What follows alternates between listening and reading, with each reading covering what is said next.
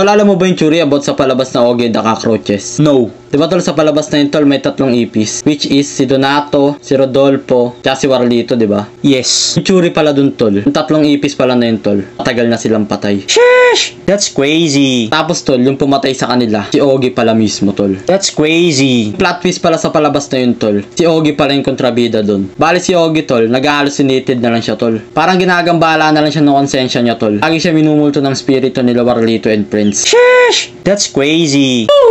Kaya pansinin mo tol, sa kanta sa Ogie the Cockroaches, nakatago palang hidden meaning sa bawat lyrics ng kanta dun tol. Oh? Diba tol, yung kanta dun tol is sway, sway, sway, sway, sway, sway, sway. Pag hinimay-himay mo pala yung bawat lyrics sa kantang yun tol, sinasabi pala dun tol na layuan nyo na ako, tigilan nyo na ako, lubayan nyo na ako. Kasi tol, pag nireverse mo pala yung kantang yun tol, may sinasabi palang salita dun tol na give me alone.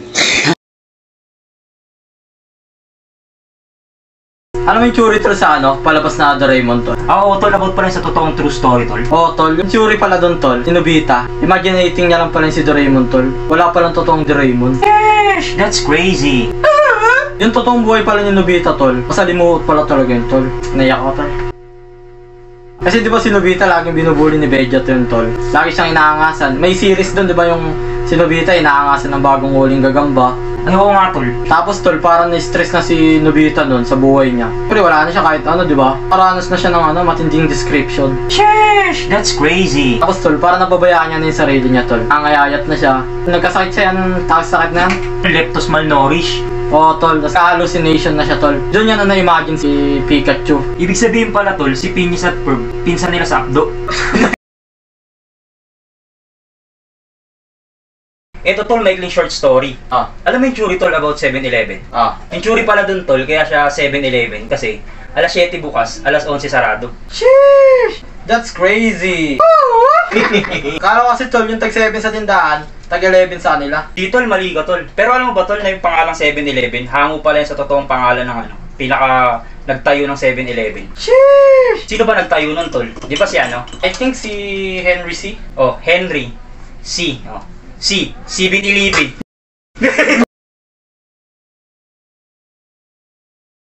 Tol, naman yung theory about kay Dora the Stroller, tol.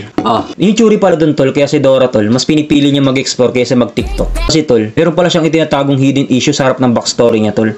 Kasi si Dora pala, tol, hindi sila bati ng mama niya, tol. Tapos yung papa niya pala, tol, addict sa online sabong, tol. Madalas pa nga, tol, pinagsisinungalingan siya ng papa niya, tol, eh. Siyempre, X yun, di ba, tol? Tol, siyempre, may kasabihan nga tayo, di ba? Honesty is the best pharmacy. Oo, tol, tsaka blood is thinking than water talaga, tol. Tapos, tol, may time pa nga, tol, na nanghingi si Dora ng pambili ng gluta. Sabi lang ng papa niya, "Nak, magtiyaga ka muna sa perla." Sheesh!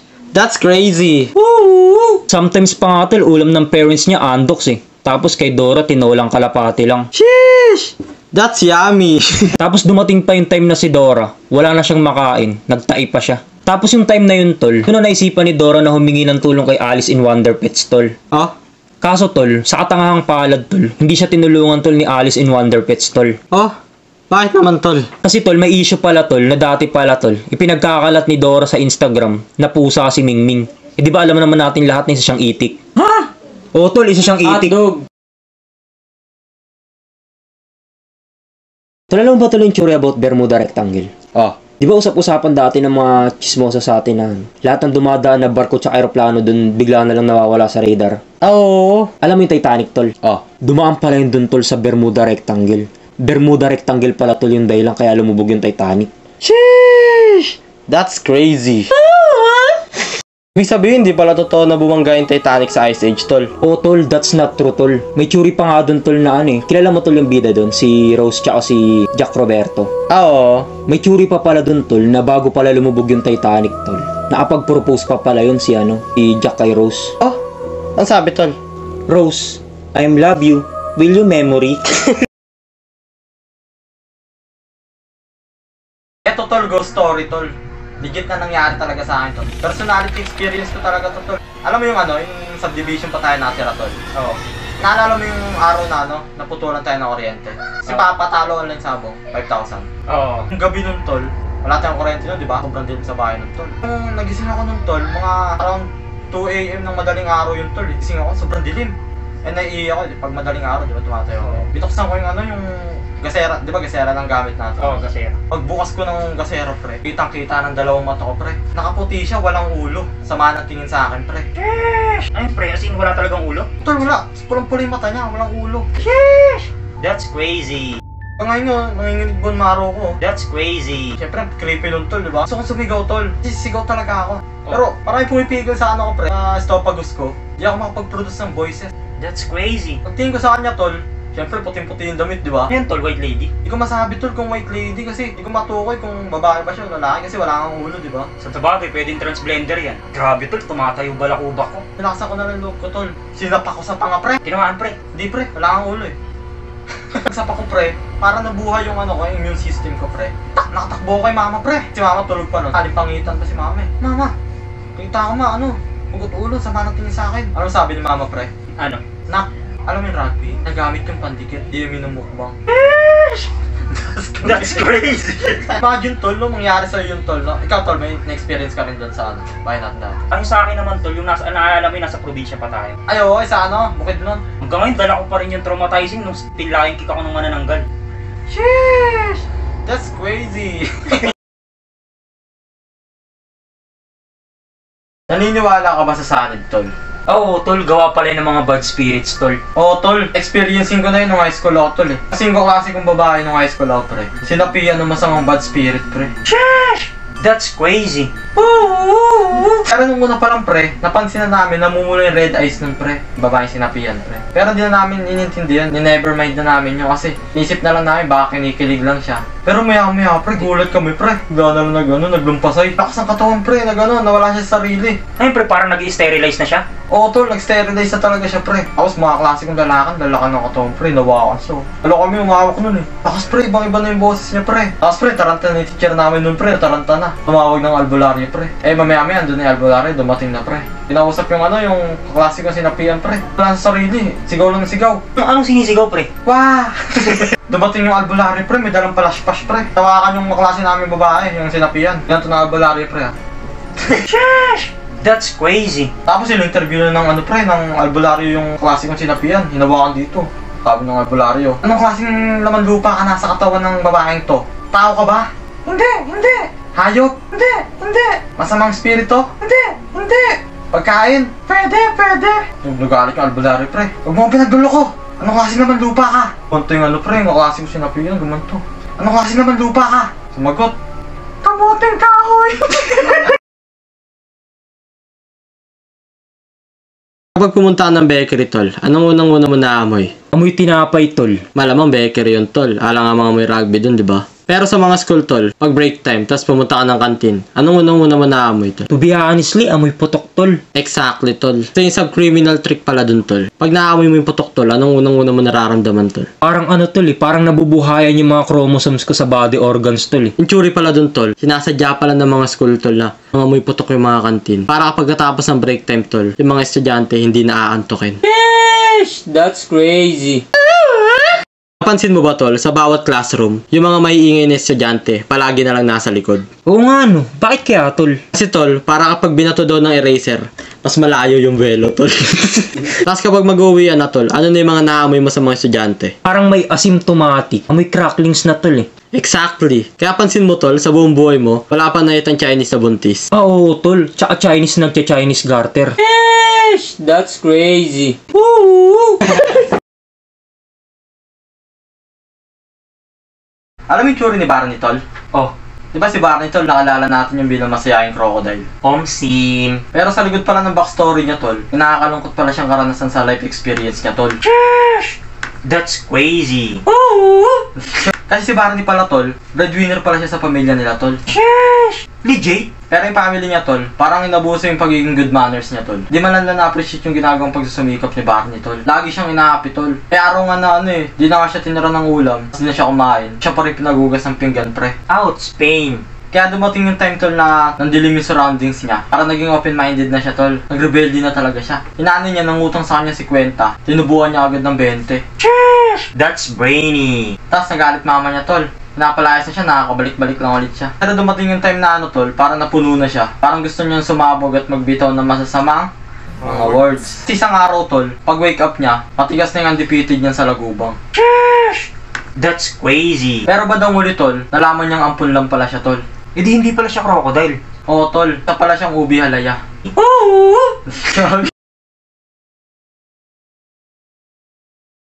Tol, alam mo ba yung theory kung bakit walang mercury drug sa SM? Bakit, tol? Diba dati tol, si Henry C. mahirap lang yun? Magtitinda lang siya ng tsinelas sa mga bangketa. Oh, tsinelas ba yun? Kala ko sapatos yun, tol. Hindi tol, kaya nga SM diba? Ibig sabihin ng S dun, sinelas. Sheesh! That's crazy! Tapos tol, si Henry C. Doon siya nakapwesto sa tapat ng Mercury Drug. Pero tol, yung may-ari ng Mercury Drug, si Freddie Mercury, lagi siyang tinataboy tol, lagi siyang pinapalayas. Kaya yung time na yun tol, doon na nagtanim ng sama ng loob si Henry C. Tol. Tapos sinabi niya sa sarili niya, di ko man never forget tong mga ginawa mo sa akin. Tapos doon niya na sinabi yung katagang, I shall return. Ah, siya pala nasabi nun, tol. Kala ko si General Magellan. Di tol, kaya nung umasenso na si Henry C. Tapos sumikat na yung SM, hindi siya pumayag na may makapasok na Mercury Drug sa SM tol. Sheesh! Kaya pansinin mo tol, yung itinitinda lang sa SM, mga original na pabango, tsaka yung mga talagang effective na sabon. Tulad na lang nitong Noah, Niacinamide Face Bar. Kayang paputiin kahit maitim mong budhi. Meron pang pabango, meron pang mga product pang pakinis, di lang pang paputi. Kayang pakinisin kahit magaspang mong pag-uugali. Sheesh! That's crazy, sponsor! Ayos ba tol? Pasok ba yung sponsor tol? Oo, tol, pwede na yun, tol. Kay sponsor pang mga itik. Tol, alam ba tol yung theory kung bakit nagsara yung Coastal Mall? Bakit, tol? May theory pala doon tol na ano tol, kaya nagsara yung... Wait lang tol, parang nga may back tol.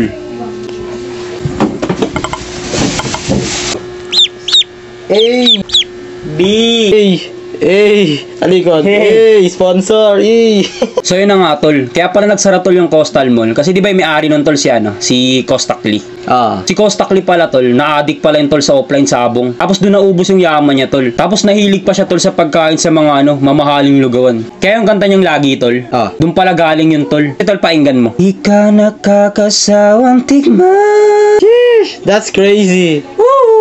Tapos lalo pa siya nakaranas ng matinding description tol. Nung nag-back out yung business partner niya tol. Kasi di ba tol, yung ka-business partner niya tol, mayaman yun tol. Kasi kamag-anak yun ng pamilyang C. Oh?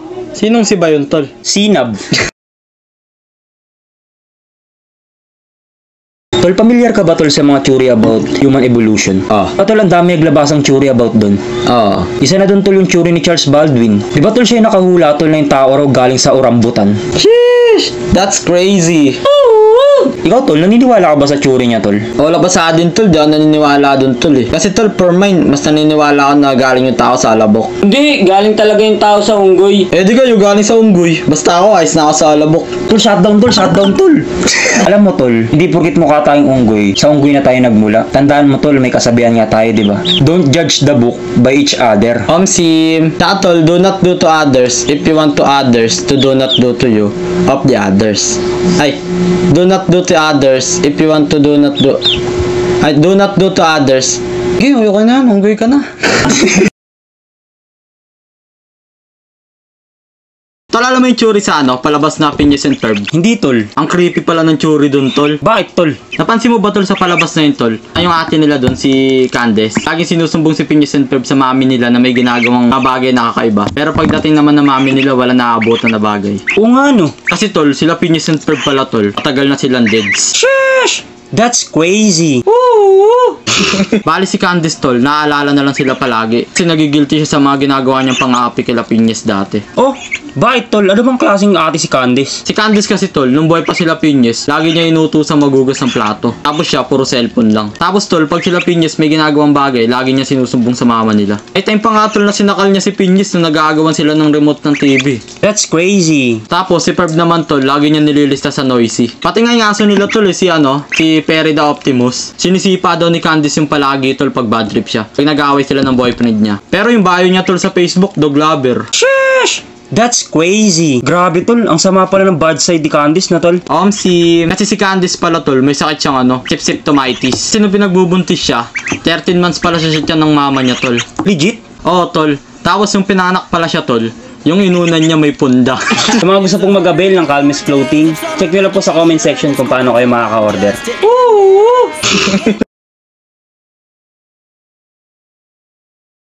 Alam mo yung tsura about sa tol, Area 51?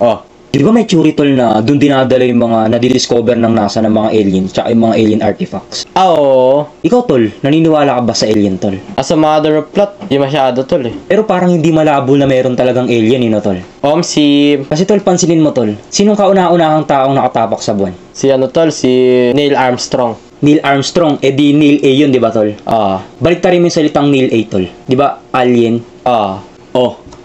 Alien kalbo. Okay, sino yung nag-aalin kalbo? Ano may theory tol nung panahong sinakop tayo ng mga Hapon? Tol, nung panong 18th century tuna pa yata yun, tol, no? Oo, tol. Ilang years rin ba tayong inalipin ng mga Hapon, tol? I think almost, I don't know eh. Kaya pansinin mo, tol, ang daming Pilipino ang gagaling magsalita ng Japanese ngayon. Omsim! Ikaw, tol, marunong ka mag-Japanese? Slight lang, tol. Arigato sa imuntanan! Ikaw, tol, may alam ka, tol? Yamite! Yung theory pala dun, tol, di ba nagkagera yung Japan tsaka Amerika dahil sa Paggi Bar? Nag-square bati sila.